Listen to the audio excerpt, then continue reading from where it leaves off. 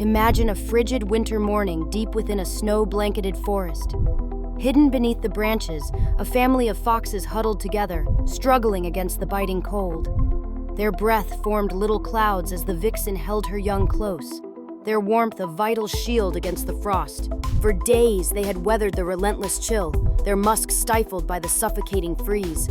Then, miraculously, warmth came. Rays of sun pierced the gray sky, melting snow and liberating the frost-bound earth. Freed, the foxes emerged, their breathless journey ending in joyous bounds under the now nurturing sun. Nature's resilience had triumphed once again,